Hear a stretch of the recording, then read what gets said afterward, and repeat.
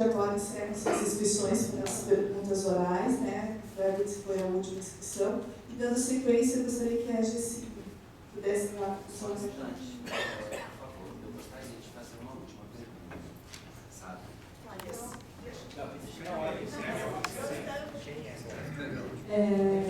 Levante.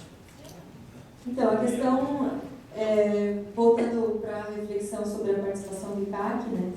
Porque nos parece que nesse assunto de gestão é a questão central. Inclusive, conceitualmente foi apresentado pelos pontos de vista das pessoas da banca, né? E aí, quando o Marcos Cordiari fala que, independe da palavra que vai ser usada, se gestão ou se administração, queria dizer que concordo. Acho que depende da palavra que vale ao sentido que a gente dá para elas na prática, né? E delegar para uma OCIP a administração de um dinheiro público, me parece que a gente está realmente dando um sentido na prática de uma gestão e não de uma administração.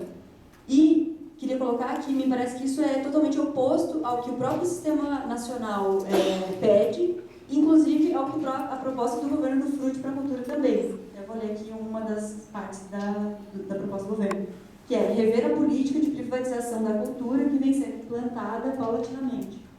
E aí, quando a gente coloca um quarto ou uma grande quantidade do dinheiro público para ser gerido por uma OCIP e abrindo a possibilidade para que outras OCIPs possam vir, me parece que a gente está justamente indo contra essa proposta do próprio governo, né, alimentando a privatização e o processo de privatização da cultura e indo contra as próprias demandas do Sistema Nacional, que prevê um sistema que tem uma gestão pública, que vai ter um controle social e que esse sistema só vai funcionar se essas forças estiverem articuladas. E aí, de repente, vem uma OCIP que não estaria passível dentro de todo esse sistema e que parece que põe a perder a lógica do próprio sistema, que tem toda essa proposta para o fim final, que é justamente entender a cultura de uma maneira mais ampla, que não seja de fazer bens culturais que possam ser medidos, mensuráveis economicamente, mas que possa realmente servir e alimentar os bens, os fazeres culturais que já existem na comunidade. Então, me parece que realmente é trazer para o público e colocar o controle social, que é o modo como a gente vai conseguir fazer com que essa cultura seja de fato implementada e alimentada, e não cada vez mais delegar isso para o setor privado que, sinceramente, não me parece interessado nesse tipo de fazer cultural. E aí, como colocação, como o Marco Cordial falou, né, se a questão é decidir se no sistema nacional, no sistema municipal, a gente vai ter OCIP ou não vai ter OCIP, se não tiver, o que acontece? Se não tiver, do modo como está, foi colocada essa informação de que provavelmente seria acrescido o valor, mas acho que também é o caso de a gente pensar em outras possibilidades. E um assunto que sempre aparece é que a possibilidade, se a fundação não tivesse o caráter de secretaria como ela tem, se ela fosse uma fundação, ela teria mais flexibilidade e não poderia necessariamente contratar concursado, poderia fazer contratos via CLT. Isso procede?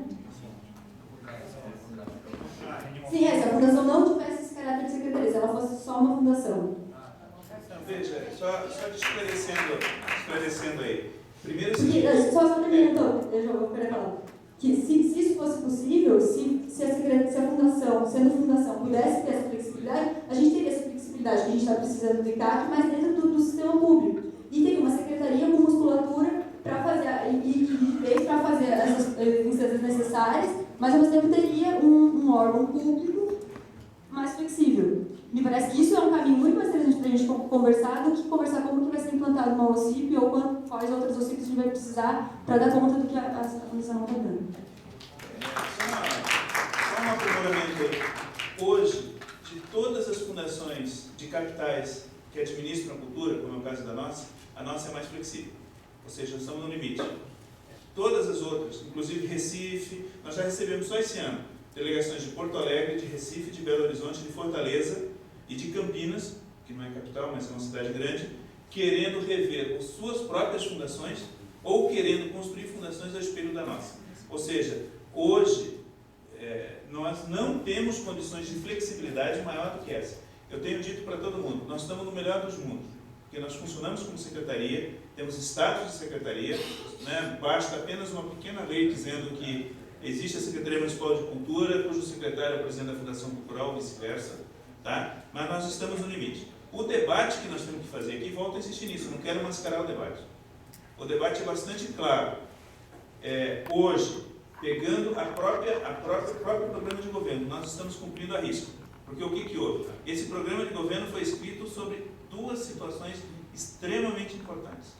A primeira das situações era o grau de autonomia muito grande que o ICAC tinha em relação à Fundação Cultural, historicamente falando, nos 10 anos. E segundo, sobre a privatização do Parque das Pedreiras e do Parque Náutico. Tá? E foi correto isso. Tanto é que nós estamos, só que qual que é o problema central?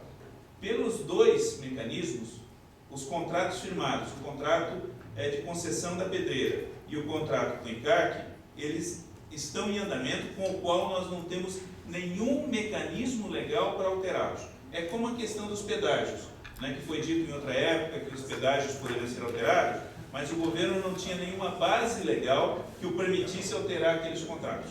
E eu disse isso claramente à imprensa. Se eu tivesse condições de alterar esses contratos, particularmente da pedreira, eu teria feito. Né, porque eu entendo que a pedreira deveria ter outras funções, o Parque das Pedreiras deveria ter outras funções, diferente dessas que estão no contrato. Segundo, com relação ao ICAC, nós também não tínhamos mecanismos legais para alterar isso. O que nós propusemos foi uma solução política. A direção do ICAC, a direção da Fundação e o prefeito se reuniram e construíram uma política de ação. Correto? Bom, aí, para mim, o debate político é aquele debate que sempre tem que ser feito sem mascaramento, como a gente está propondo. Né? É exatamente isso. Em assumindo uma posição principista, tá? De que nós não devemos ter OS, vamos assumir essa proposição. Isso vai ter um custo e um conjunto de dificuldades. Em assumir uma posição de que nós podemos ter OS, quais são os tamanhos dessa OS? E quais as funções dessa OS? Então, para mim, é um debate político que a cidade tem que fazer. E que esse debate é feito na conferência. Correto? E para mim é bastante claro isso. Eu consigo imaginar os dois tipos de gestão com, digamos, pontos positivos e pontos negativos. Se for para a gente fazer um balanço, tanto para um quanto para o outro lado. E para mim a posição é clara. Na conferência, eu vou fazer a defesa do meu ponto de vista. Agora, a soberania da conferência em relação a isso. Se a conferência entender que nós não devemos mais ter OS, não vamos mais ter OS. Vamos entender que nesse debate, como vai haver aumento de custo, nós vamos ter muita dificuldade para manter as orquestras, etc., é parte do argumento. Por outro lado, argumentos como que você apresentou aqui, né, que a Denise apresentou, que o Beto apresentou, são argumentos favoráveis à extinção da OS. Esse é o debate que nós temos que fazer. Né? Isso tem implicações políticas, tem implicações financeiras, tem implicações de mérito, mas é esse o debate que nós temos que fazer. Para mim não há problema nenhum, para mim é muito tranquilo. Se a conferência disser não teremos mais OS, não teremos mais OS. E vamos trabalhar para reabsorver novamente as funções que estão no ICAC, aí obviamente cumprindo os aspectos legais, né? Porque, enfim, vai haver um fim de contrato, teria que se transferir novamente essas funções, nós teremos que recontratar várias pessoas, enfim, vamos ter aí um conjunto de problemas administrativos e jurídicos, mas isso é parte do jogo.